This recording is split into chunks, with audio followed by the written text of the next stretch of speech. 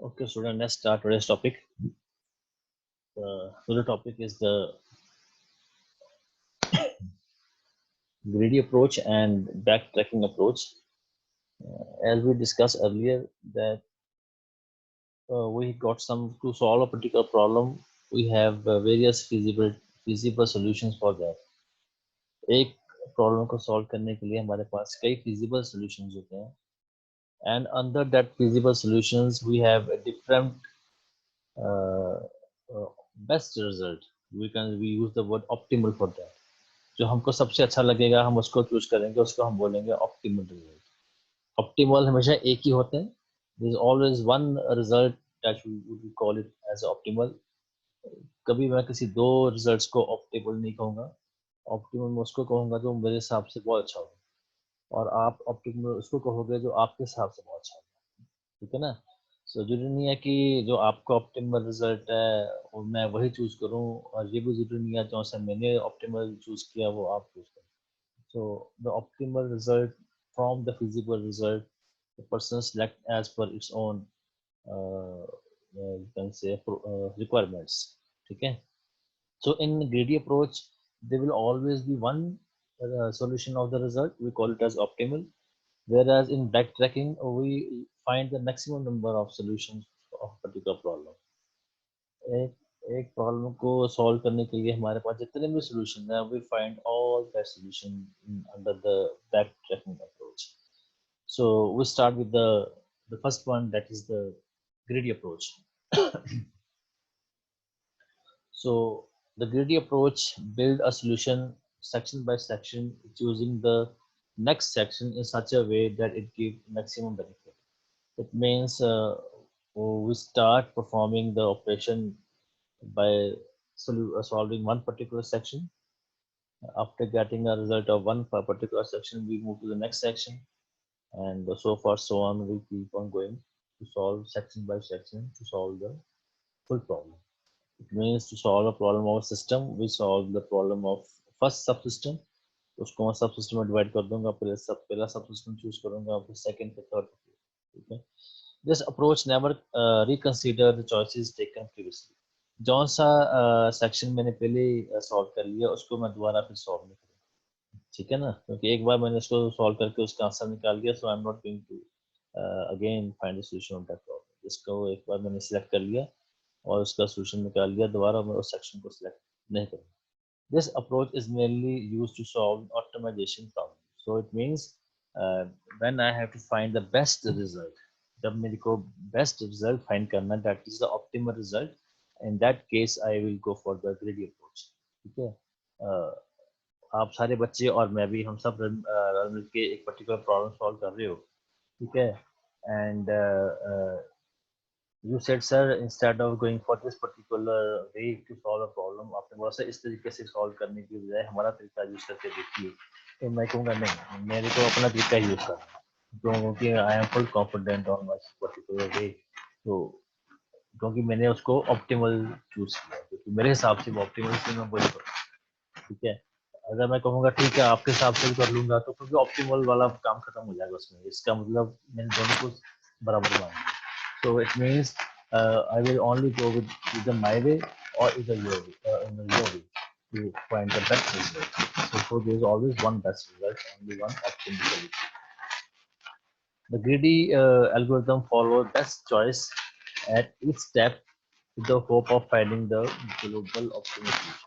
So हर एक section को, हर एक step को solve करने के लिए I always find the best choice among all the sections, and जौन सी मैंने चॉइस चूज किया तो उसको मैं अगला एक्शन परफॉर्म. ठीक है. So this is what a brief introduction about the greedy approach. That the greedy approach was basically is used to find the optimal solutions, best solution to solve a particular problem. So there is always be one optimal solution. हमेशा एक ही optimal solution होता है. ठीक है. So what are the various components of greedy approach? So first is the candidate set. So एक problem solve करनी है हमको, तो आप अभी मेरे पास 9 बच्चे हो. ठीक है.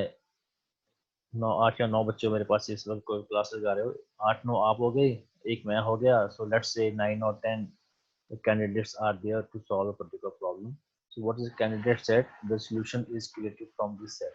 ये हम 8-9 बच्चे मिलके इकट्ठे ही उस सोल्यूशन को फाइंड करने की कोशिश करेंगे, और 8-9 में से और की हम इसमें ऐड नहीं करेंगे। मैंने बोला कि यही जो 8-9 हैं candidates, so only this will perform the operation to find the result, और इस सेट में से हम ना कि डिलीट करेंगे ना कि इंसर्ट करेंगे, ठीक है। Then selection function used to choose the best candidate to be added to the solution. तो सब एक अपना अपना तरीका ये बनाएंगे solution का, ठीक है, जिसका बेस्ट होगा तो उसको सेलेक्ट करेंगे। Then feasible function, no doubt we are all feasible, ठीक है। अगर हम सब ने कोई तरीका चूज किया तो सबका तरीका कोई ना कोई फिजिबल होगा, ठीक है। तो so there are multiple feasible solutions. So for feasible functions used to determine whether the candidate can be used to contribute to a solution or not. तो जो मैं सेट बनाया, मैं उन्हीं का सेट बनाया जो प्रॉब्लम सॉल्व कर सकते हैं, मुझे मेरे को मालूम है वो प्रॉब्लम सॉल्व कर सकते हैं। It means everyone will give me the feasible result. तो अमंग दैट फिजिबल रिजल्ट मैं एक ऑप्टिमल रिजल्ट चूज करूंगा। सो हम 8-9 बंदे रल मिल के एक प्रॉब्लम सॉल्व कर रहे हैं, ठीक है, और अपने अपने तरीके से सॉल्व कर रहे हैं। अगर अपने अपने तरीके से सॉल्व कर रहे हैं, हमको मालूम है रिजल्ट निकल भी आएगा, तो we all are performing feasible functions, ठीक है। हम और सब रल मिल के फिजिबल फंक्शन परफॉर्म कर रहे हैं अपना अपना to find the result. So what is objective function is used to assign a value to a solution or a partial solution. तो हमारा ऑब्जेक्टिव क्या है? To find solve the problem. जो सा हमारा ऑब्जेक्टिव क्या है? टू सॉल्व द प्रॉब्लम, जो हमारी प्रॉब्लम है उसको सॉल्व करना है, ठीक है। And the solution function used to indicate whether the complete solution has been reached और नॉट। तो हर एक आगे एक सबका अल्टीमेटली रिजल्ट आएगा, तो हम वो चेक करेंगे जिसका भी रिजल्ट आया वो सबने कंप्लीट कर लिया कि नहीं कर लिया। Anyone who is just unable to complete it, जिसका काम इनकम्प्लीट रह गया, फिर वो भी सिलेक्ट कर सकते हैं। सो these are the various components that we use whenever we perform the greedy algorithm or greedy approach, ठीक है। So candidate set, selection function, feasibility function, objective function and solution function, these are the components for the greedy approach. So this is a very brief algorithm of the greedy approach. A is an array and n is the size of the array. Let's say size of array is 15. 15 लोग यहाँ पे problem को solve करने के लिए बैठे हैं, ठीक है। और मैंने सेट किसका बनाया था? सिर्फ 8 और 9 का। लेट्स से 8 का सेट बनाया मैंने, तो 15 में से मैंने 8 सेलेक्ट किए हैं जो मुझे को लगता है कि हाँ वो फिजिबल तरीके से काम कर रहे हैं, वो जो काम कर रहे हैं उस तरीके से आंसर को निकलेगा। तो इसका मतलब जो हम सेट बनाया था 8-9 लोगों का, तो हम यहाँ से सिलेक्ट करेंगे। We make a loop of 1 to 15। 15 लोग काम करने आए मेरे पास कि हम आपकी हेल्प करेंगे। सो आई सिलेक्ट, मैंने पहले वाले को सिलेक्ट किया। if it is feasible then I add it to the my set solution set, उसको मैं ऐड कर लूंगा। अगर वो feasible नहीं है तो उसको मैं ऐड नहीं करूंगा। so among that 15 candidates and केवल 15 थी, so 15 में से मैंने क्या किया, 9 सेलेक्ट कर लिए जो मेरे को लगता है कि वो feasible है, सही तरीके से काम करेंगे, ठीक है। so this is how we can select a feasible person who can solve the problem by using this greedy approach. So under the greedy approach, we are having two algorithm approaches that we can use under it. One is a discussed algorithm and one is an abstract algorithm. No doubt you have already done the discussed algorithm under your advanced data structures, in which you have to find the shortest path. इसमें आपको shortest path find करना है from the source to destination, and whenever you choose one particular path and आपको लगता है कि वो जो पाथ हमने चूज किया वो पाथ डेस्टिनेशन की तरफ नहीं जा रहा, तो आप पीछे आ जाते हैं वापस बैक ट्रैक कर, ठीक है। You choose some other path की और पाथ चूज करते हो। So in this way you keep on searching the best path.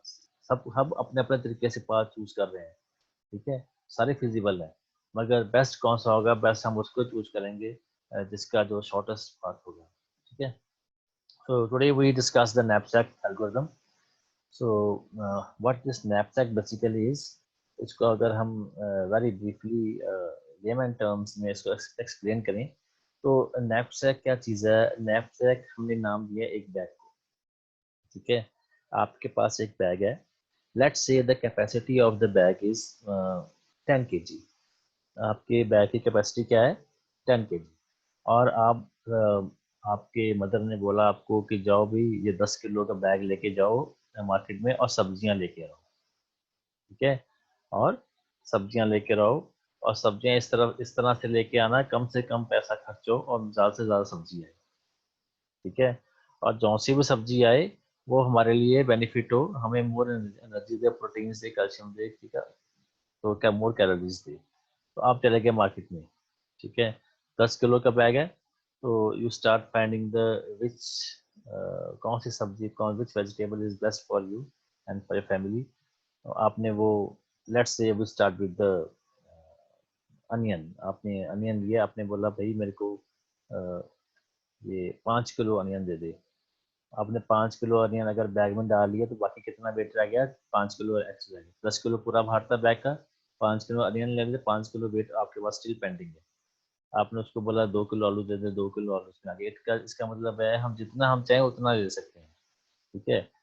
तो आपने उसको बोला अब 5 + 2 7 किलो सामान आपके बैग में आ गया, still we have still 3 kg pending, 3 kilo अभी भी पेंडिंग है आपके पास।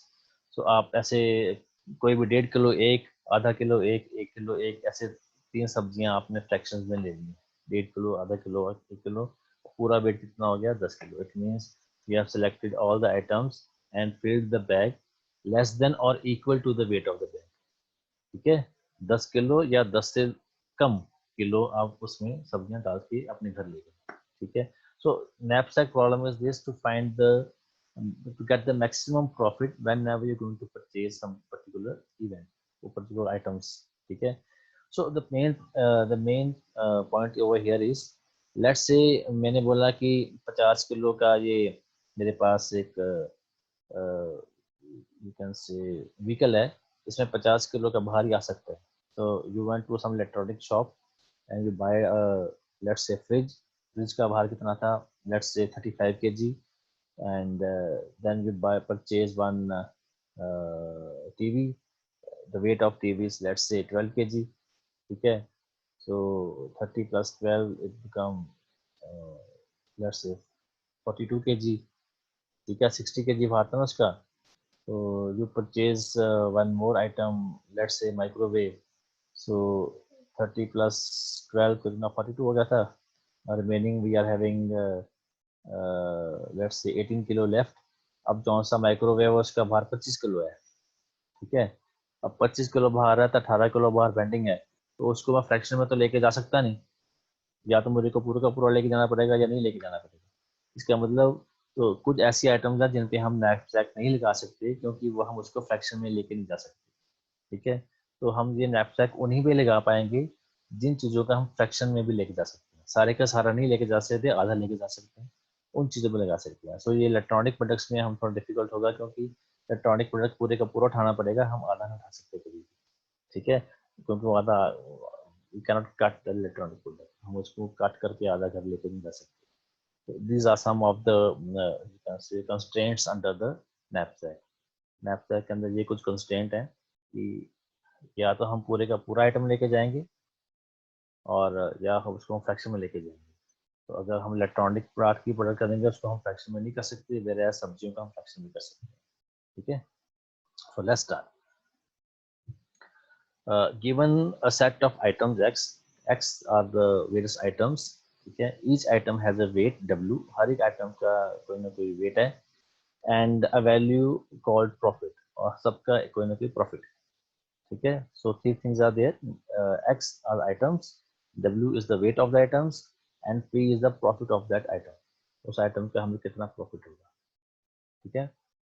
तो determine a subset of items to include in a collection so that the total weight is less than or equal to given limit।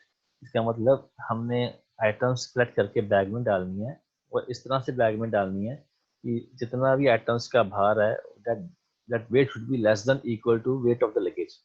जितना हमारा bag है, जितना भार हमारा बैग उठा सकता है उससे कम तो उसके बराबर का वेट हो सकेगी। इसका 10 किलो भार 10 किलो का बैग है तो जो सी आइटम्स मैंने खरीदनी है वो आइटम्स इकट्ठी करके मैं 10 किलो कर सकता हूँ या 10 से कम किलो कर सकता हूँ, ठीक है, to get the maximum profit. तो total profit is as maximum as possible. मैंने ज़्यादा से ज़्यादा प्रॉफिट अपने गेन करना है, तो इस तरह से मैंने परचेज करनी चीज़ों को कि मुझे मैक्सिमम से मैक्सिमम ज़्यादा प्रॉफिट हो। इस प्रॉफिट का मतलब ये नहीं है कि ज़्यादा से ज़्यादा मैं आइटम्स लेके जाऊँ, जितनी ज़्यादा आइटम लेके जाऊँगा उतना प्रॉफिट होगा, ये ज़रूरी नहीं है, ठीक है। हो सकता है मैं कम आइटम्स लेके जाऊँ, प्रॉफिट मेरे को ज़्यादा दे, ये भी हो सकता है मेरे पास, ठीक है। So profit doesn't means to purchase maximum number of items. So profit means to collect those items that give me maximum profit. वो आइटम मैंने चूज करनी है जो मेरे को मैक्सिमम प्रॉफिट होगी। तो this is the way how we can go it. जब इसकी एग्जांपल करेंगे आपको इसका समझ आ जाएगा, ठीक है। It become an optimization problem. Here our goal or objective is to get maximum profit. तो हर एक बच्चा अपना अपना तरीका बोलेगा, सर ये वाले आइटम उठाओ, ये वाले आइटम उठाओ, इससे आपको मैक्सिमम प्रॉफिट मिलेगा, ठीक है। और सबका अलग अलग तरीका होगा। जिसका तरीका मुझे लगेगा सबसे बढ़िया है, जो मुझे मैक्सिमम प्रॉफिट दे रहा है, उसको मैं बोलूंगा this is optimal way to purchase the items. ये ऑप्टिमल बेस्ट मेथड है आइटम्स को खरीदने का, जिससे मुझे को मैक्सिमम प्रॉफिट मिलेगा। One constraint one constraint is added to it. The total weight of item should be less than or equal to capacity of the loading bag. तो इसका मतलब है जितने मैं आइटम मैं खरीदूंगा उनका टोटल वेट क्या है, हमारे लोडिंग बैग से कम और इक्वल टू होना चाहिए, 10 किलो से ज़्यादा बराबर होना चाहिए, ठीक है। So let's take a example, एक एग्जांपल लेते हैं। एग्जांपल क्या है कि a thief is going to rob a let's say jewellery shop. किसी ज्वेलरी शॉप को एक थीफ रॉब करने जा रहा है, ठीक है। A thief is robbing a store and can carry maximum weight W। W क्या है, उसका मैक्सिमम वेट जो वो थी अपने बैग में उठा के लेके जा सकते हैं। The capacity of the bag is W, ठीक है। So maximum weight of W into his knapsack. Knapsack क्या है, बैग, वो W है, ठीक है। W से ज्यादा भार वो अपने बैग में लेके नहीं जा सकता। So there are X N items available in the store. वो कौन सा ज्वेलरी स्टोर है, उसमें X N number of items वहाँ पे पड़ी हैं। And the weight of ith element is W of ith। कोई पर्टिकुलर आइटम है, ith आइटम है, उसका वेट क्या है, WI। सो xn हमने रिप्रेजेंट किया है आइटम को, और WI हमने रिप्रेजेंट किया उस आइटम के वेट को, ठीक है। एंड PI हमने रिप्रेजेंट किया उस पर्टिकुलर आइटम की प्रॉफिट को, ठीक है। You can say that okay, the item X, okay, what item should the thief take. अब उसके जब वो ज्वेलरी शॉप में गया तो वो कौन से आइटम उठाएगा, जो सा चोर है वो जो वहाँ पे गया है वो इस हिसाब से आइटम उठाएगा कि जब वो उनको वहां से उठा के लेके जाए और जब बाद में उसको जाके सेल करे उसके उसके पास सबसे ज़्यादा से ज़्यादा पैसे आए, ठीक है। तो उस तरह से इसको परचेज करेगा। So in this context, the item should be selected in such a way that the thief will carry those items for which he will gain the maximum profit. तो वो इस तरीके से चोरी करेगा वहाँ पे कि वो आइटम चुराए जिस आइटम को चुराने के बाद जब वो जाके रीसेल करे उन आइटमों को तो उसको मैक्सिमम प्रॉफिट मिले। Hence the objective of thief is to get the maximum profit. Objective क्या है चोर का, to get the maximum profit। इस तरीके से मैं उस वहाँ से आइटम उठाऊं। ये नहीं कि मैं ज़्यादा से ज़्यादा आइटम उठा लूंगा तो मुझे ज़्यादा से ज़्यादा प्रॉफिट हो जाएगा, ये ऐसे बात नहीं बन पाएगी। Okay, to get the maximum profit, the optimal result, the thief will use the greedy approach, that is a knapsack approach। तो उसने क्या किया, उसने knapsack approach यूज की, जिस तरीके से वो क्या है मैक्सिमम प्रॉफिट ले सकता है जब वो किसी ज्वेलरी शॉप में कोई चोरी करने गया, ठीक है। So according to the problem of a thief, there are x n number of items in the store. The weight of WI item can be in fraction. Fraction means चाहे तो वो पूरे पूरे का पूरा डब्बा उठा ले उसका, ठीक है, और चाहे उस डब्बे में से कुछ सामान निकाल ले, दैट इज फ्रैक्शन, ठीक है। 5 किलो का डब्बा है, 5 किलो के डब्बे में 5 किलो की ज्वेलरी पड़ी है, और थीफ की मर्जी है चाहे वो 5 किलो डब्बा उठा ले, या वो डब्बा खोल के उस डब्बे में से 1 किलो, 2 किलो, 2.5 किलो, 3.5 किलो का जो ज्वेलरी है वो वहां से निकाल दी। So it can be in fraction also. तो WI means greater than equal to greater than 0 and less than equal to 1। इसका मतलब less than equal to 1 means पूरे का पूरा उठा लिया, 5 का 5 किलो उठा लिया, ठीक है। Less than 1 means it can be less than 5 kg, 4 kg, 3 kg, 2 kg, 1.5 kg, 2.5 kg, 3.5 kg, 4.5 kg, so it can be fraction also, ठीक है। तो profit for pi item, pi should be greater than 0। जो profit उस item का होगा वो 0 से ज्यादा होना चाहिए, मतलब उस हर एक आइटम का कोई ना कोई प्रॉफिट जरूर होगा, हर एक आइटम का कोई ना कोई प्रॉफिट जरूर होगा, किसी आइटम का कम होगा तो किसी आइटम का ज्यादा होगा, ठीक है। So every item has a profit, so we call that profit of item always be greater than 0, ठीक है। And the capacity of the knapsack, the capacity of the bag is that the thief is holding is W। जो जो चोरी करने गया है किसी दुकान को, सिवा उसके पास कोई ना कोई तो बैग होगा, उस बैग का मैक्सिमम वेट कोई ना कोई होगा, अगर वो उस मैक्सिमम वेट को चीट कर देगा उसका बैग टूट जाएगा, सब सामान भी कर जाएगा, ठीक है। इसका मतलब the maximum capacity of the bag that the bag can hold, ठीक है, दैट इज W।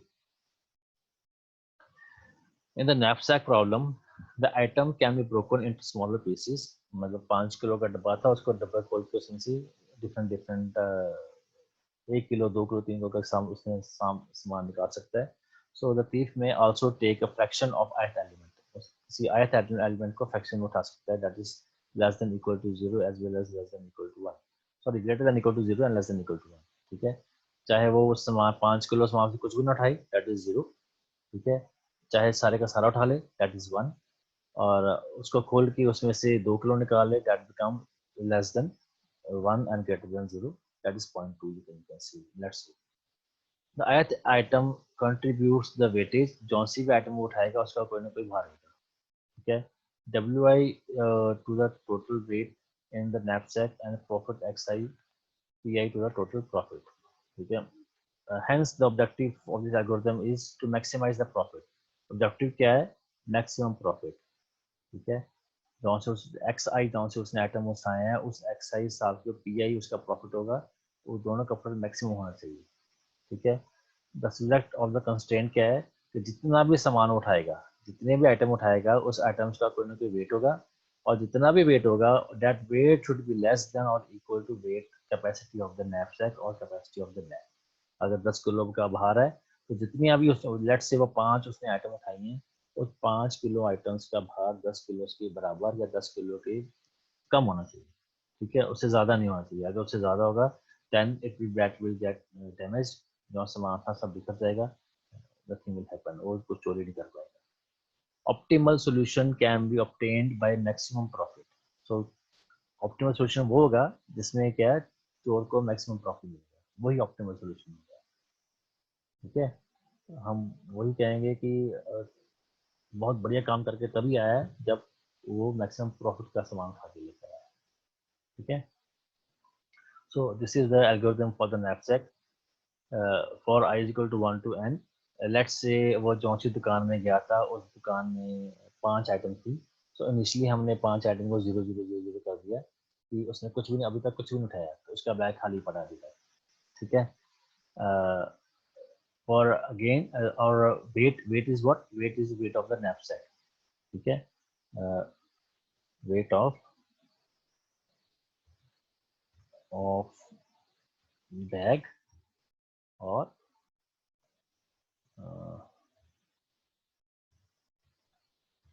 knapsack, ठीक है। सो इनिशियली उसका बैग खाली है, अगर बैग खाली है उसका वेट 0 है, ठीक है। If weight plus weight of I is less then W, अगर क्योंकि इनिशियली तो W है सब 0 है, ठीक है। बस wait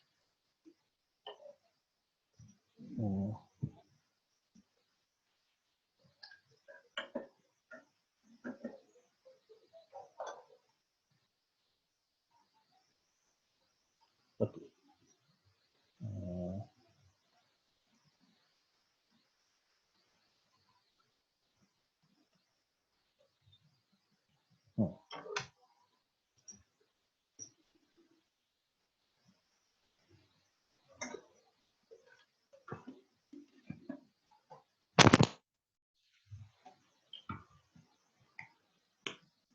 let's say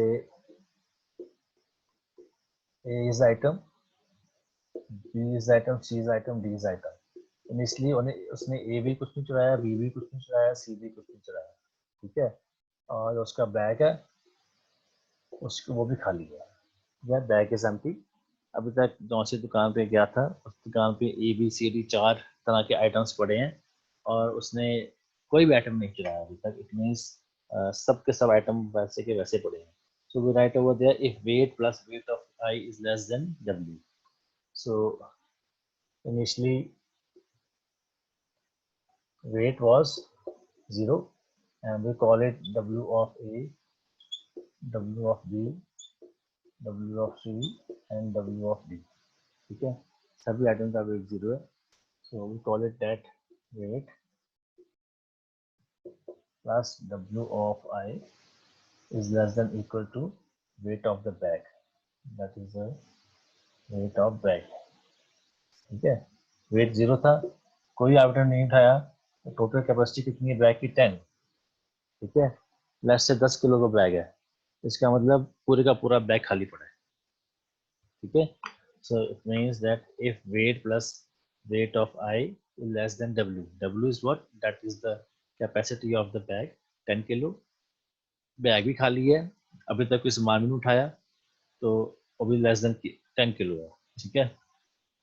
let's say कि जौन सा WA है, ठीक है, WA का टोटल 5 किलो भार है, ठीक है।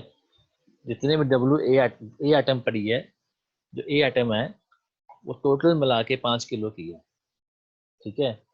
सो x of I is equal to 1. x of I means that कौन सी आइटम है x of A। if x of A is equal to 1, इसका मतलब मैंने क्या किया, 10 किलो का बैग है, 5 किलो जो मैंने ए आइटम डाल दी, सारी की सारी, 1 मीन्स सारी की सारी डाल दी, ठीक है।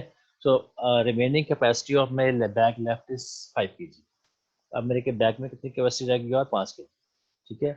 So if weight plus weight W of I less than X I is equal to 1, मैंने सारी की सारी उठा ली W, then what will weight remain, weight क्या बन जाएगा, that will initially weight was 0 plus the weight of ith element was 5 kg, वो 5 kg था, ठीक है। इसका मतलब that I am left with now my bag is filled with 5 kg। मेरे बैग में क्या 5 kg सामान आ गया है और 5 kg सामान अभी पेंडिंग है, ठीक है। अगेन मैं जब चोरी करने गया दोबारा, ठीक है, तो I see that the weight of the element B is let's say 3 kg, 3 kilo भार था दूसरे एलिमेंट का, इसका मतलब 3 kg प्लस 5 kg, ठीक है। 8 किलो का भार था, अब कितना पेंडिंग रह गया, पेंडिंग रह गया 2 kg। अब मेरे बैग में कैपेसिटी क्या है, कैपेसिटी रहेगी मेरे बैग में 2 किलो की, ठीक है। Still x of I being 1 means if I say x of B 1 means सारी की सारी मैंने उठा ली, ठीक है। और जो सा इसका भार कितना था, इसका भार 3 किलो था, x of B is equal to 1, तो मैं सारी की सारी 3 किलो B आइटम उठा ली, ठीक है। let's have x of C is the weight of x of C item is let's say 5 kg, ठीक है। 5 is 5 kg, ठीक है। इसका वेट कितना है 5 kg। तो कैपेसिटी बैग कितनी रहेगी मेरे पास 2 किलो, 2 किलो कैपेसिटी रहेगी, 2 किलो में 5 किलो कैसे डाल पाऊंगा मैं, वो तो मैं डाल नहीं सकता, ठीक है। So what is left over here, here इसका मतलब पूरे का पूरा मैं नहीं उठा पाऊंगा, ठीक है। I come to the point number 8। What point number 8 is, अब कितना सामान उठाऊंगा मैं, ठीक है। The total capacity of my bag was 10, 10 kilo की मेरी बैग की टोटल कैपेसिटी है। अब तक मेरे बैग में 8 किलो सामान आ चुका है, ठीक है। 5 + 3 kg, ठीक है। अब तक मेरे बैग में 8 किलो सामान आ चुका है और जो करंट आइटम है उसका वेट कितना है 5 किलो, उसका वेट कितना है 5 किलो। इसका मतलब जो करंट आइटम C है, I can pick only 2 by 5 kg of the item C. Okay, 2.5 means just 0.4 kg, something like that. ठीक है, 10.4 ग्राम्स उसका ग्राम मैं तो उठा पाऊंगा वहां से. तो 2/5 kg of that luggage of item C I can pick up from the van. ठीक है, so total capacity is 10. How much capacity I am having so far? 8. ठीक है, divided by total capacity of item C is 5. ठीक है, 2.5, it means I can pick only 2.5 kg of item C. ठीक है, तो 2.5 kg मतलब जितना उसका लगा उसका मैंने उठा लिया, मेरा बैग पूरा भर जाएगा. And I fill my bag and I return back to my place. जितना सामान था मैंने उठा लिया वहां से. This is the algorithm that we can look over here. Now weight is equal to W. 10 kilo भार मैंने उठा लिया, 10 किलो भार था मेरे बैग का, दोनों बराबर हो गए. आई ब्रेक, मेरा काम खत्म हो गया, मैं बाहर आ जाऊंगा वहां से. ठीक है, this is how this algorithm works. ठीक है, so before explaining the example of this Snapchat, ठीक है, let me have one poll for you. ये एक पोल रन करके देखते हैं. ठीक है, तो लेट्स सी अभी तक आपको कितना समझ आया है. ठीक है, सो रीड केयरफुली, ध्यान से पोल को पढ़िएगा, and read the answer also carefully and get the best answer. ठीक है, optimal answer for that question. ठीक है, so I am going to launch it now. Here I go.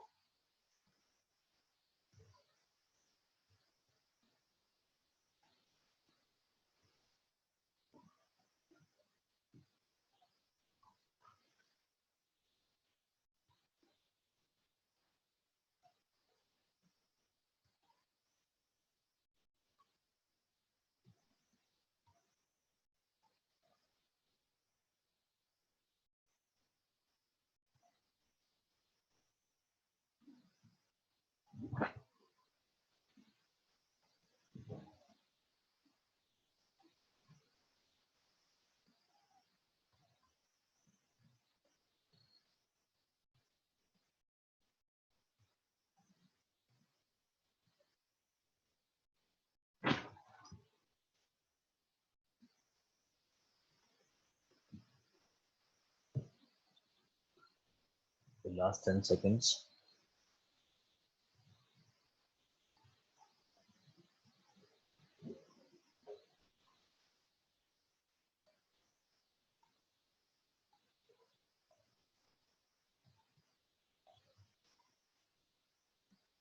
Okay, now I'm going to close it now.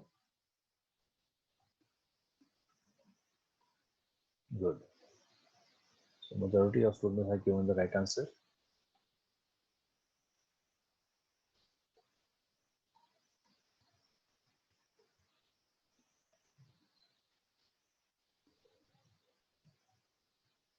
Okay. Now let's start with the example of the knapsack.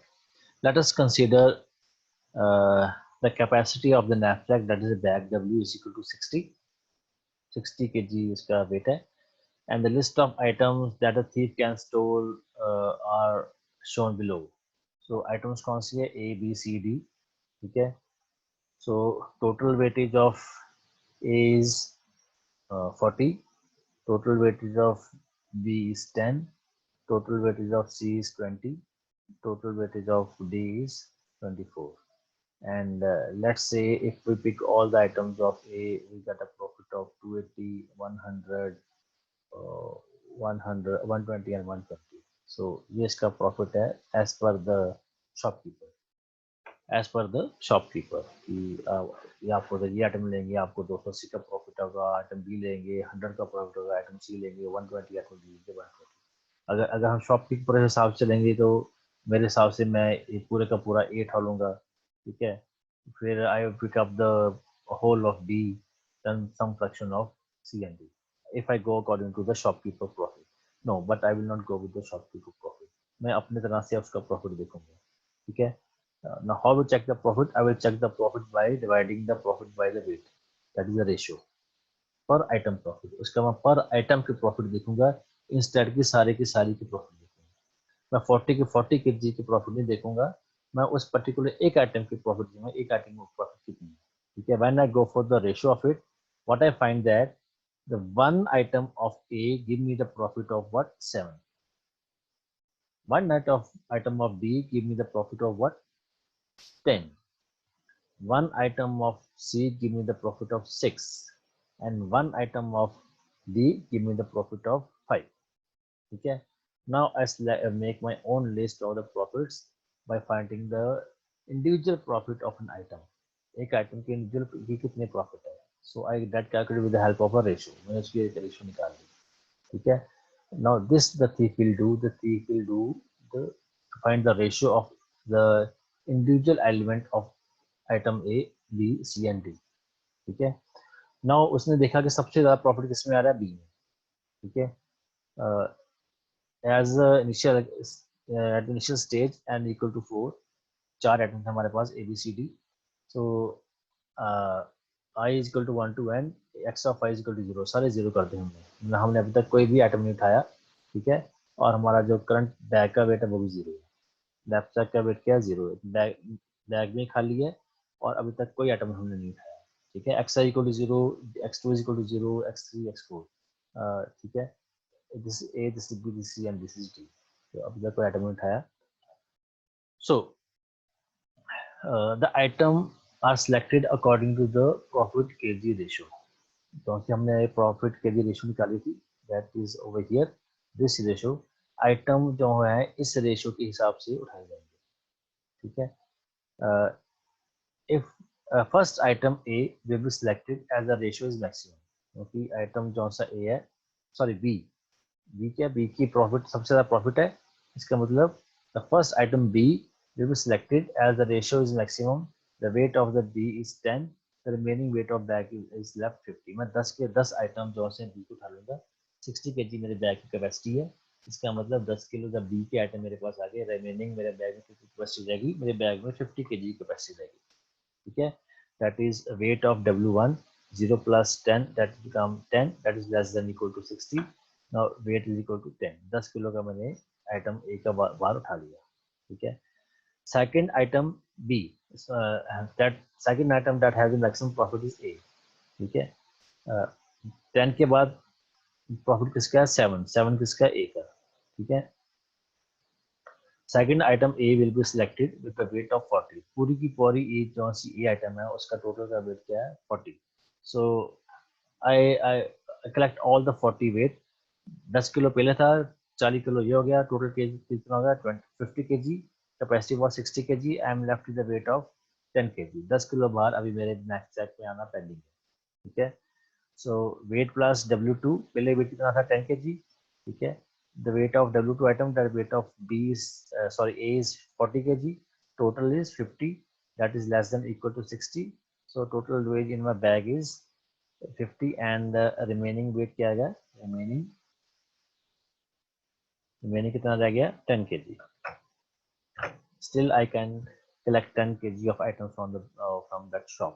ठीक है, third item with the next maximum profit is C। अब हम क्या करेंगे पीछे जाके, तो C की प्रॉफिट क्या है, D से ज्यादा है, दैट इज 6। ठीक है, I collect the item C।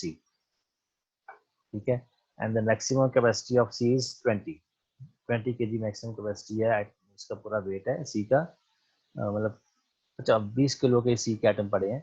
So we can not select the whole item C weighing 20 kg because I am left with only 10 kg। ठीक है, so I am left with only 10 kg, remaining is 10 kg, so I cannot pick 20 kg as at all।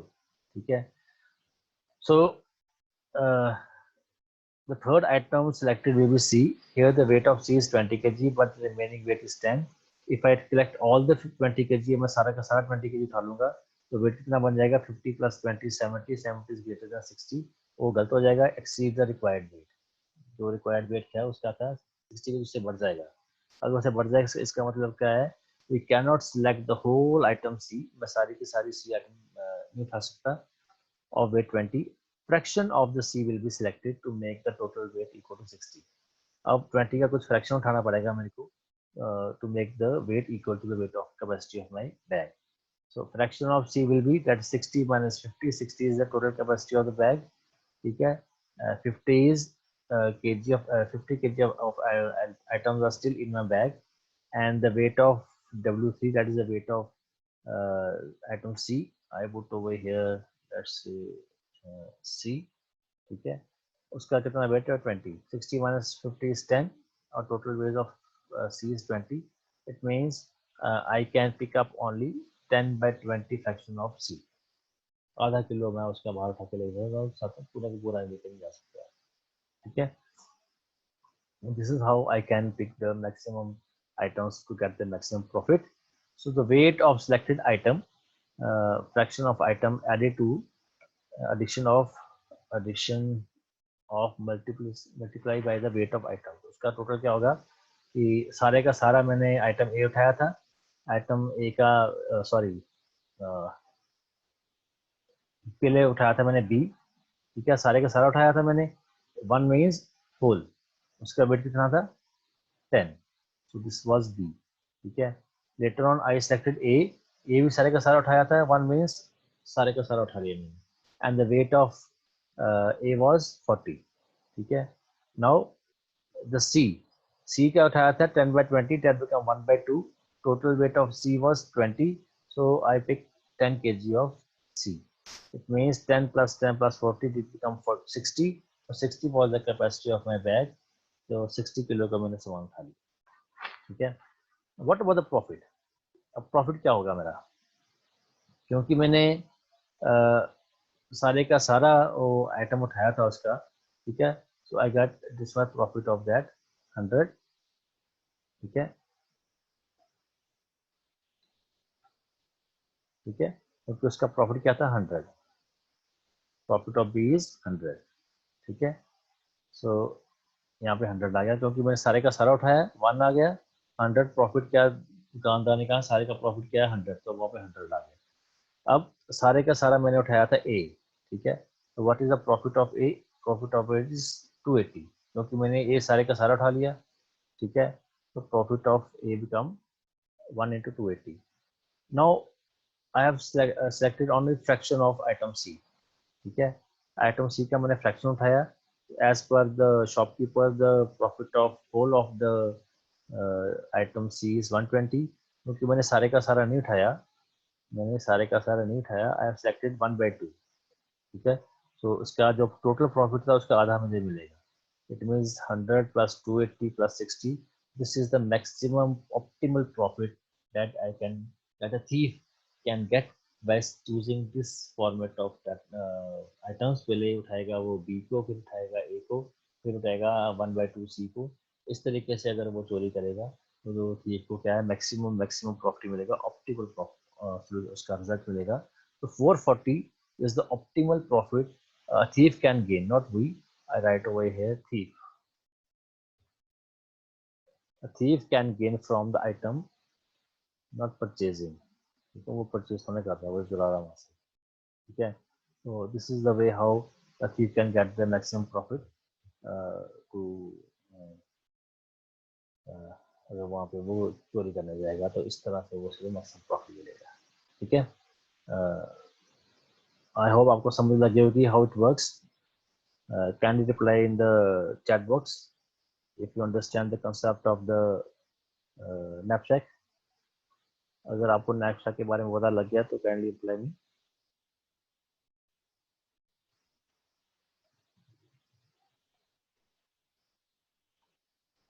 अगर नहीं पता चला we can repeat it again also. अगर आपको knapsack के बारे में नहीं चला पता तो आप मुझसे पूछ सकते हैं.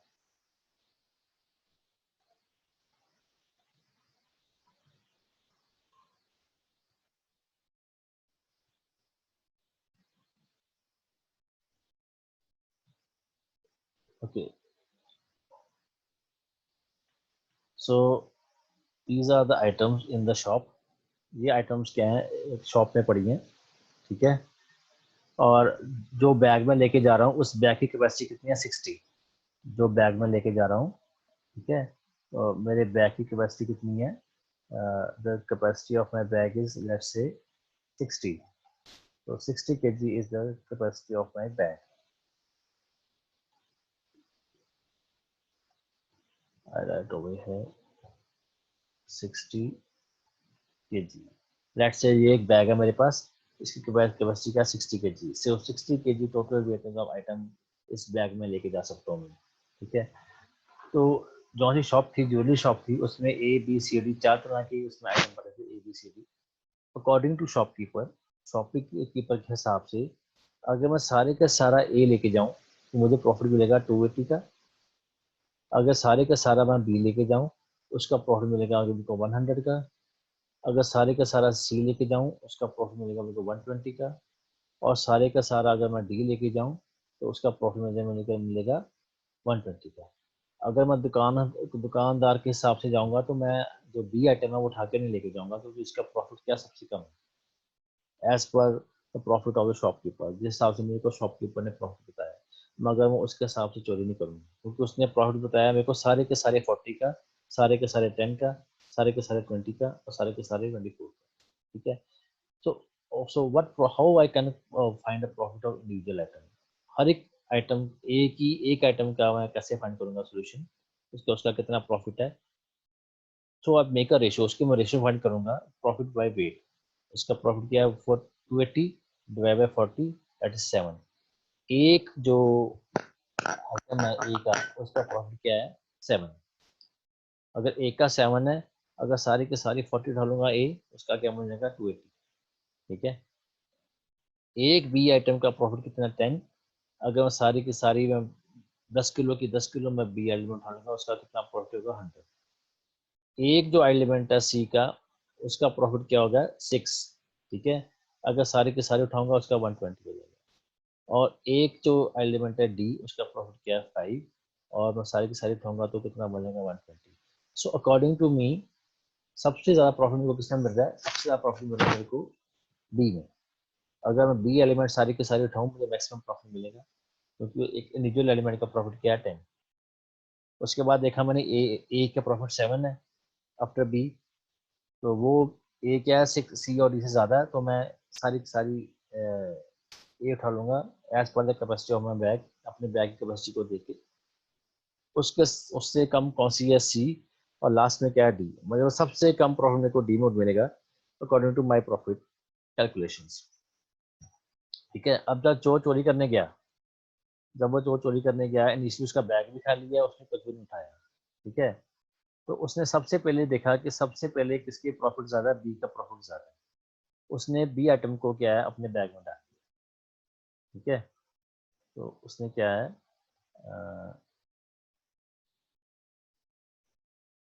ये मेरा बैग है, और बैग में कैपेसिटी क्या है 60, ठीक है। जब मैंने सारे का सारा बी आइटम अपने बैग में डाल दिया, फर्स्ट पहला पहला नंबर किसका है बी आइटम का, ठीक है। और वो मैंने सारे का सारा डाल दिया, ठीक है। तो यहाँ पे क्या रह गया, यहाँ पे रह जाएगा मेरे पास, इसको थोड़ा छोटा कर देते हैं फिर स्टेप बाय स्टेप करते हैं,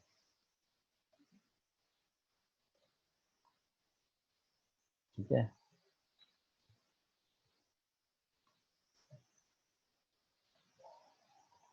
जब मैंने बी आइटम डाला तो इसका कितना वेट रह गया, इसका वेट रह गया मेरे पास 50 kg, क्योंकि इसमें मैंने अब क्या किया है 10 यूनिट डाल दिए बी के। 50 किलो इसकी पेंडिंग रहेगी मेरे पास स्पेस, ठीक है, क्योंकि मैंने सारी की सारी बी डाल ली, ठीक है। व्हाट नेक्स्ट, अब इसमें मैं डालूंगा क्या, आई विल गो फॉर यहाँ पे मैं लिखूंगा 50, ठीक है। Now next is I go for a, उसके 10 से कम किसका प्रॉफिट है ए का। अब मैंने इसमें अब ए डाला, टोटल वेटेज ऑफ ए कितना है 40, ठीक है। जब मैंने 40 आइटम्स डाली ए की, ठीक है, तो 50 minus 40 means I am left with 10 kg। 10 kg बाहर आ गया मेरे बैग में, जो मैं और एक्स्ट्रा डाल सकता हूँ, ठीक है।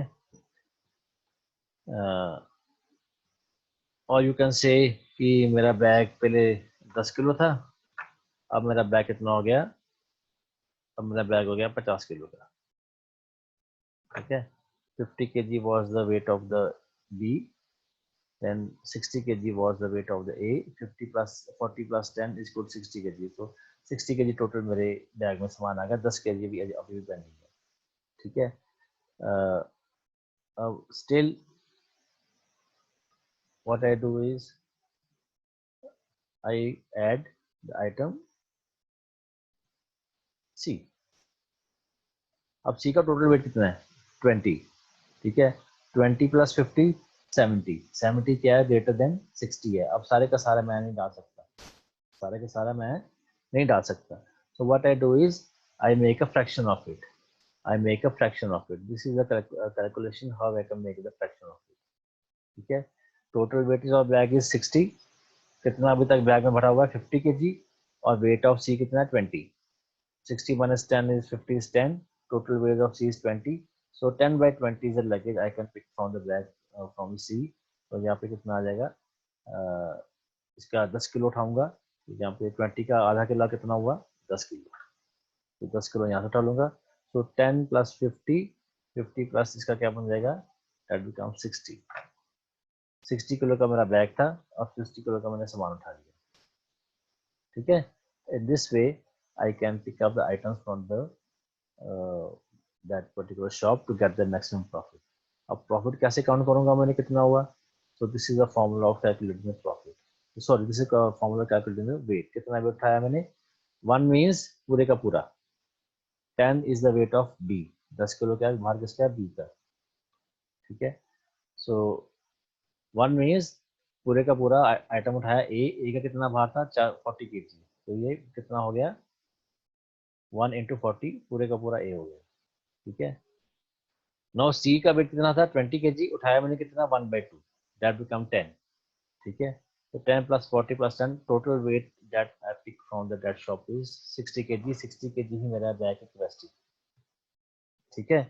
प्रॉफिट कितना हुआ 1 मीन्स सारे का सारा उठाया मैंने बी का प्रॉफिट कितना था, the profit of B is 100, profit of B is 100, यहाँ पे चेक करोगे 100 प्रॉफिट ऑफ बी, ठीक है। 1 मीन्स मैंने सारे का सारा बी उठा लिया, that profit was 100, then turn of A1 में सारे का सारा A उठा लिया, उसका प्रॉफिट कितना था 280, एंड 1/2 इज 1/2 kg आई मैंने उठाया C का, ठीक है। उसका वेट कितना था 120, it become 100 plus 280 plus 60, that become 440, वो 440 इज द प्रॉफिट, 440 का मैंने ऑप्टिमल प्रॉफिट मैंने जो चोर ने चोरी कर लिया उस दुकान से। सो इस तरीके से अगर वो आइटम उठाएगा तो चोर को क्या है मैक्सिमम प्रॉफिट मिलेगा, ठीक है, क्लियर है। हाँ जी अंकिता, ये क्लियर ना बच्चे, हाँ जी। बाकी बच्चे रिप्लाई कर दो मेरे को एक बार, so that I can understand, you understand the concept, okay। So if you understand the concept, so let me give you one little puzzle for it, ठीक है। आपको मैं एक पजल देता हूँ, solve the problem using a knapsack of following 8 items, maximum capacity is 24 kg, 24 kilo इसकी maximum capacity है, ठीक है। सो ये डिफरेंट आइटम्स हैं जो आपने मार्केट में जाके लेके आने हैं, ठीक है। तो आपके पास कौन सा बैग है, जो सा बैग आपके पास उसकी कैपेसिटी कितनी है 24 kg, ठीक है। So kindly note this on your copy, when now you get a time इसको सॉल्व कीजिए, ठीक है। अगर अभी कर लोगे तो अच्छी बात है, अगर अभी कर लोगे तो I can give you answer of it also, ठीक है। तो लेट्स वेट फॉर, मैं आपको देता हूँ 5 मिनट्स, लेट्स से 10 मिनट्स, आपको 10 मिनट और देता हूँ मैं, 10 मिनट में अगर आप सॉल्व कर सकते हो बच्चे, just reply me if you can, reply me if you can.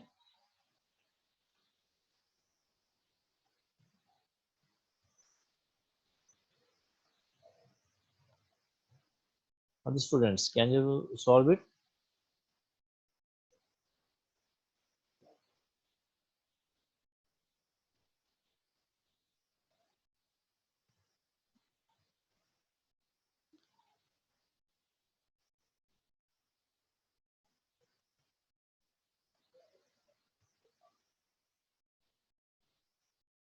Okay, so try to solve after class then, ठीक है। सो मैंने नेक्स्ट स्लाइड में इसका आंसर लिखा हुआ है, तो मैं अब चाहूँगा कि मैं उसको स्किप कर दूं। आप इसको जस्ट इधर गेट क्लिक ऑफ इट, इसके पिक्चर ले लो या इसको कॉपी में लिख लो, so that you can do it after the class, ठीक है। So this is all about the knapsack problem, how we can uh, solve the problem to get the maximum profit, how we can get the optimal solution to solve a problem using the knapsack technique. Okay, so this is one of the example that you can perform after the class by yourself. That in what pattern you purchase these items from the market to get the maximum profit. किस तरह से आप ये orange, potato, banana, tomato, ginger, apple, bean और grapes market से purchase करो। Total weightage आपका bag है कितना, 24 kg। इस तरह से परचेज करना आपको कि आपका बैग पूरे का पूरा 24 kg भर जाए, उसके ज़्यादा ना हो, ठीक है। और आपको मैक्सिमम से मैक्सिमम प्रॉफिट मिले जब भी आप इन आइटम्स को चाहे पूरा का पूरा ले लो, खरीद लो, चाहे इसका कोई फ्रैक्शन पार्ट खरीद लो, ठीक है। Okay, so I skipped that the solution of this problem, so you can do it later on, okay. So next is the back tracking technique.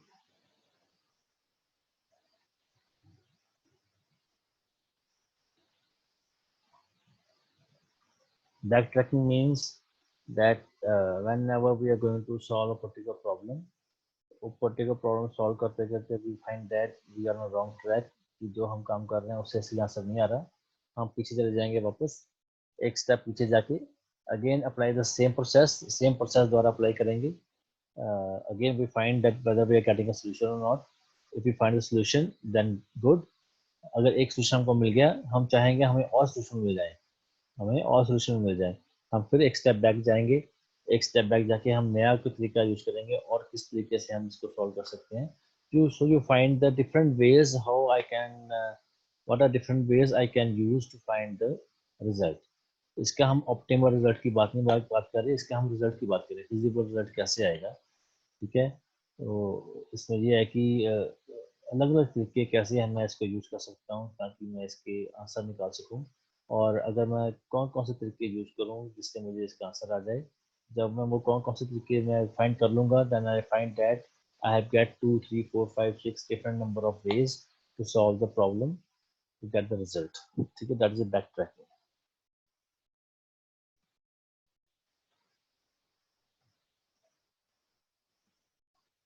Okay, I will send the picture of the book, ठीक है, which book you can go for that, ठीक है।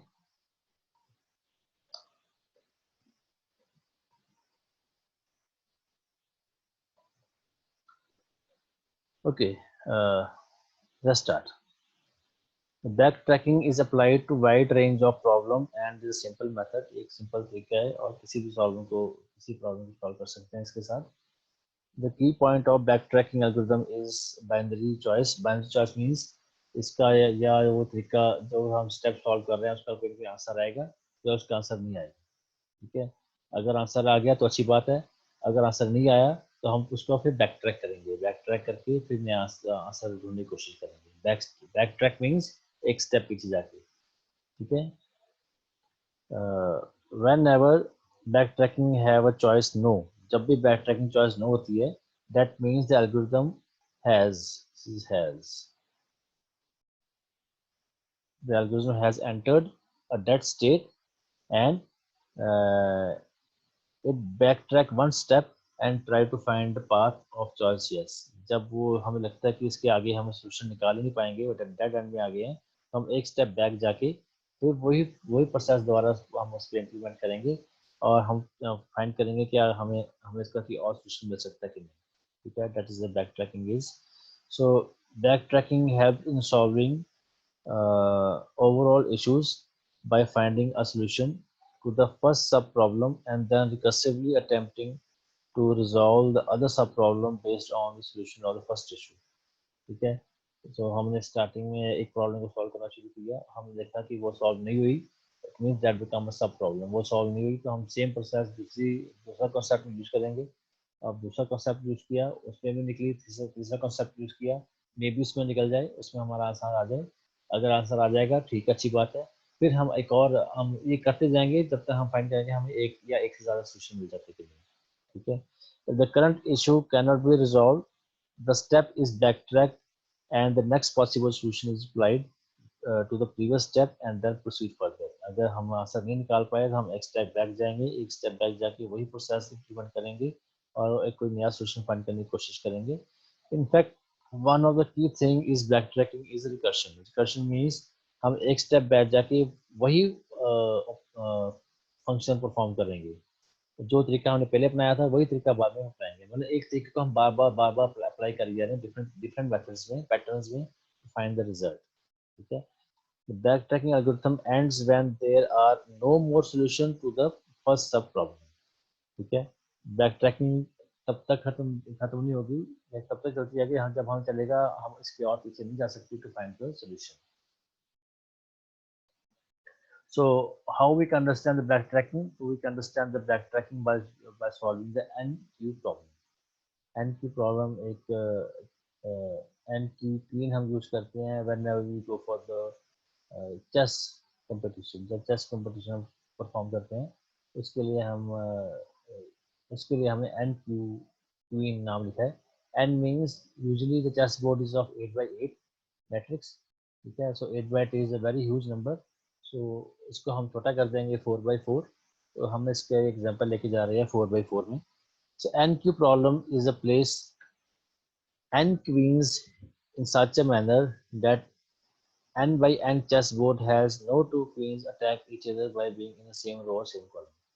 ठीक है, हमने 4x4 के एक chess board ले लिया और हम 4x4 के चेस बोर्ड में हमने क्वींस को अरेंज करना है, इस तरीके से अरेंज करना है कि वो जो क्वींस हैं, कोई दो क्वींस एक रो में नहीं होंगी, कोई दो क्वींस एक कॉलम में नहीं होगी। ठीक है, that is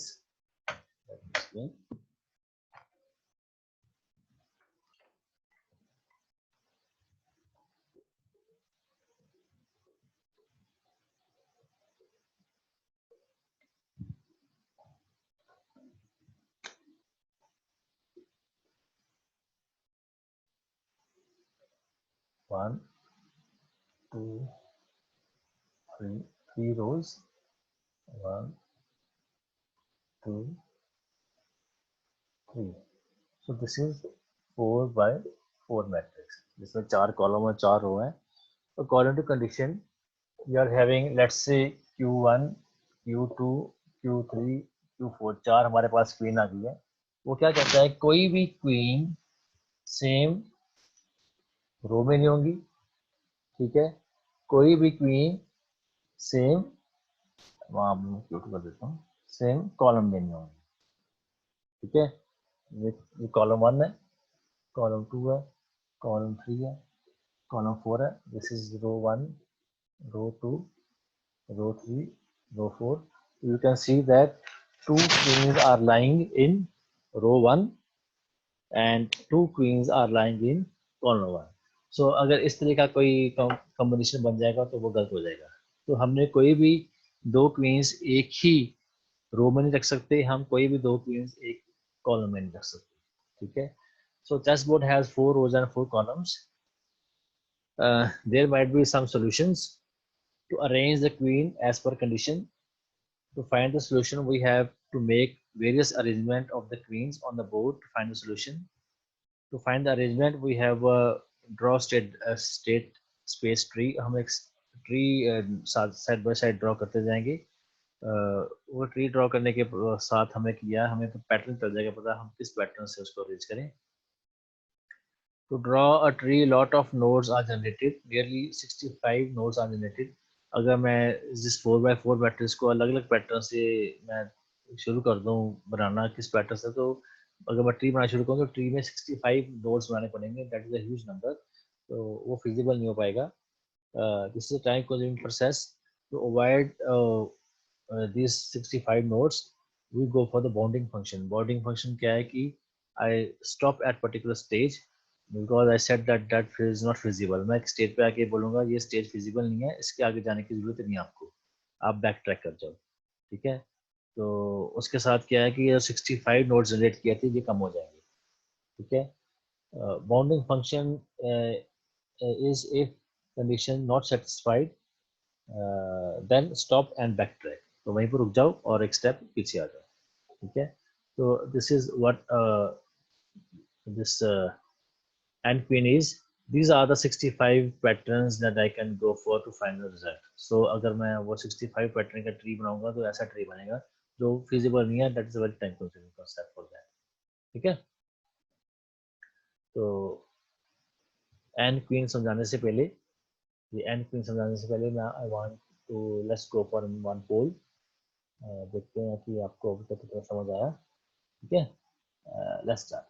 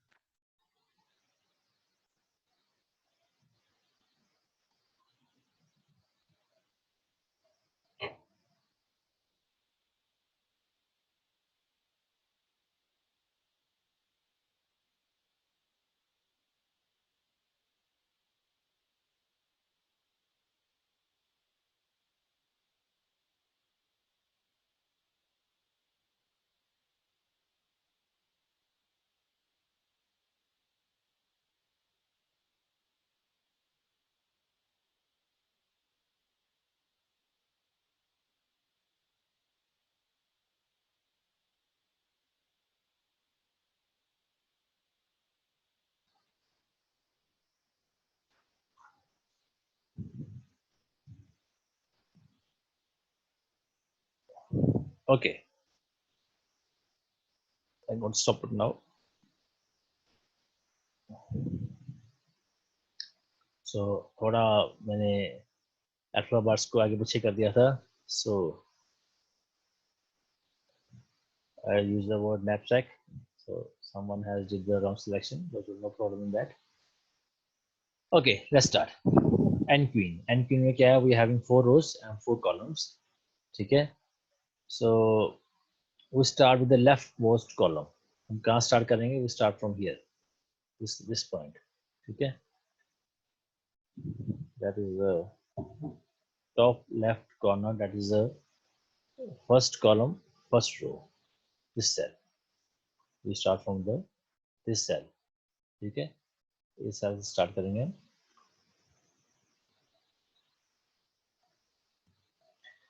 Start the leftmost column. If all queens are placed, return true. अगर सारे queens place हो जाती हैं तो हम return कर देंगे सब queens place हो गई हैं। Try all rows in the current column. Do the following for every tried function, tried rows. If queens can place safely in this row, then mark this row and column. अगर वहाँ पे queen place हो जाए, safely place हो जाएगी, then we mark that column and row as a part of solution. Recursively check if the placing queen here leads to the solution. और हम उसको मार्क कर लेंगे कि हमें हमारी क्वीन फर्स्ट जगह पे आ गई है, और जब सेकंड जगह पे आएगी हम उसको मार्क कर लेंगे ताकि हम लास्ट में उसका कॉम्बिनेशन बता पाएँ कि कौन सी रो कौन से सेल में आके हम अगर रखेंगे तो चारों चारों क्वीन प्लेस हो जाएंगे। If the placing queens in row and column leads to solution, then return true. अगर चारों की चारों जो क्वींस हैं इस कॉम्बिनेशन में रखी जाएं रो एंड कॉलम की, तो हम रिटर्न कर देंगे ट्रू कि हमारा आंसर आ गया। If placing queen does not lead to the solution, then mark this row and column and backtrack.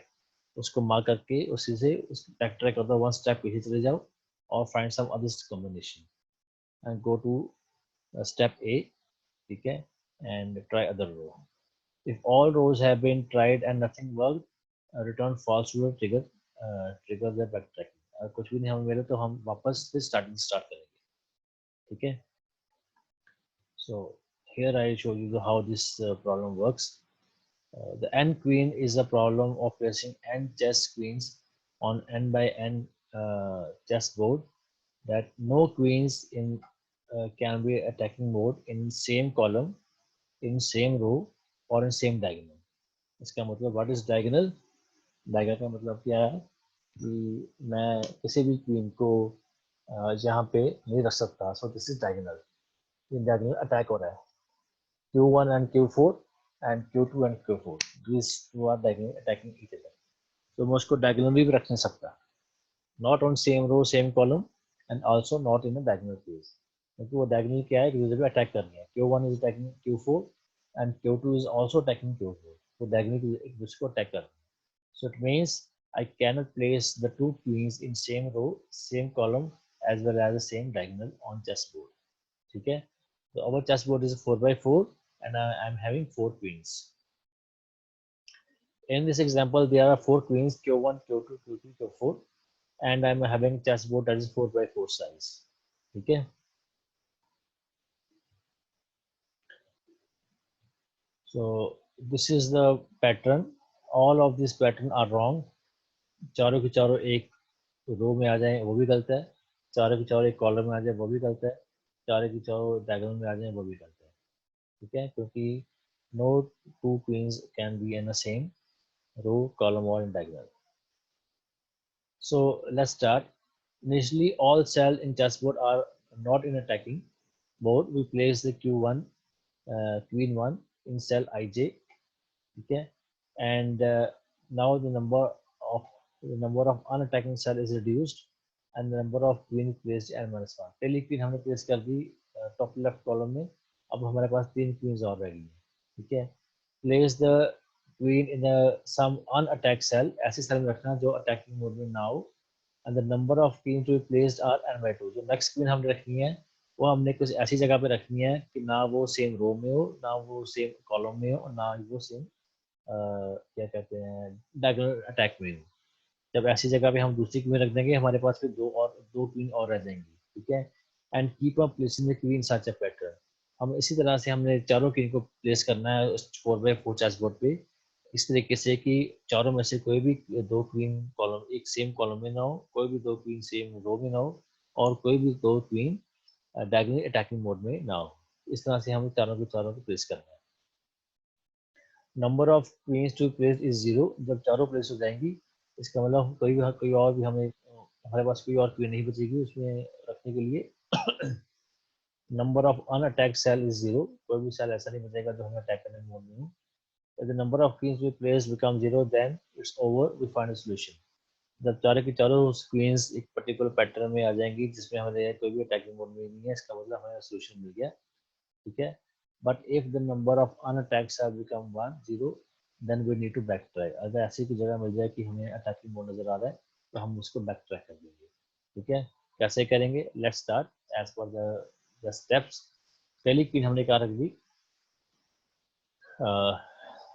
Top left cell में.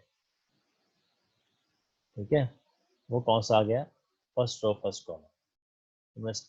साथ साथ में हम ट्री भी साथ में बना रहे हैं. हमने स्टार्ट कर दी. हमने लिख दिया कि Q1 क्या है. Q1 हमने फर्स्ट रो फर्स्ट कॉलम में रख दिया. हमने यहाँ पे Q1 रख दिया. ठीक है. That is the first cell. ठीक है. That is the first column. Place queen 2 in cell 2 2. 2 2 का मतलब सेकंड रो सेकंड कॉलम मैंने वहाँ पे रख दी क्योंकि उसको ना ही मैं फर्स्ट रो में रख सकता हूँ और ना ही मैं उसको फर्स्ट कॉलम में रख सकता हूँ क्योंकि as per condition not in the same row not in the same column. जब मैंने इसको रखा यहाँ पे. ठीक है. तो मैंने अगला इसको आगे बताया कि अगली क्वीन मैंने कहाँ रख दी? यहाँ पे रख दी. तो place queen Q2 in cell 2x2 because we cannot place two queens in same row, column or diagonal. Attack cannot take place at column 2. Attack will take place. ठीक है. I'm not sure. Attack will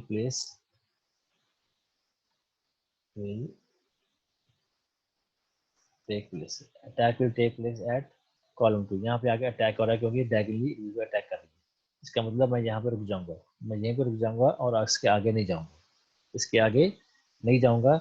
and I find some other pattern. I find some other pattern for Q2. Place the Q2 in cell 3/2, third column second row. मैंने वहाँ पे लिखने की कोशिश की, ठीक है। तो यहाँ पे देखा मैंने एवरीथिंग इज सेम, ना वो सेम कॉलम है, ना वो सेम रो है, ना ही वो डायगोनल अटैक कर रही है, ठीक है। इसका मतलब यहाँ पे वो सेफ है, ठीक है।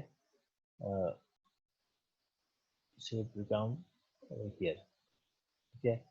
Now place this queen 3 in cell this one. मैंने क्वीन 3 को अगर यहाँ पे प्लेस किया, ठीक है, ना ही वो सेम रो में है, ना वो सेम सेल में है, मगर वो डायगोनली एक दूसरे को हिट कर रही है, Q2 और Q3। मैं उसको वहाँ पे भी रख सकता Q3 को, और मैं इसको यहाँ पे भी रख सकता, क्योंकि वहाँ पे वो डायगोनली हिट कर रही है। तो दोनों पोजीशंस क्या है, गलत होगी Q3 की, ठीक है।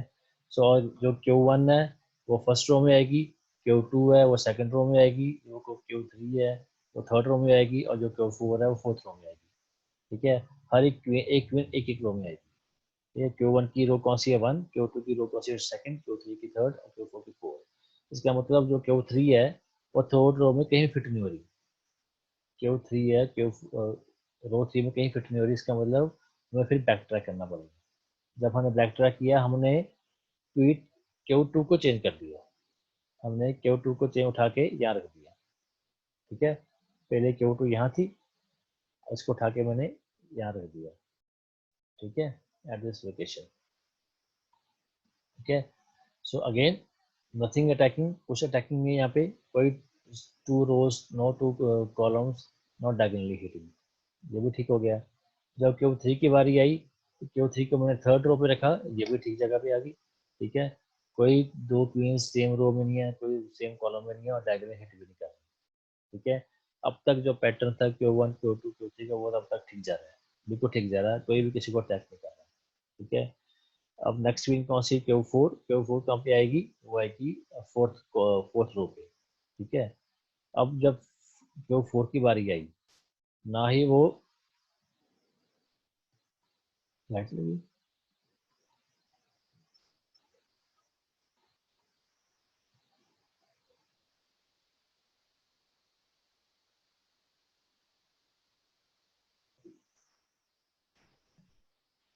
बच्चे आपको आवाज आ रही है? Just write a message to me in chat students.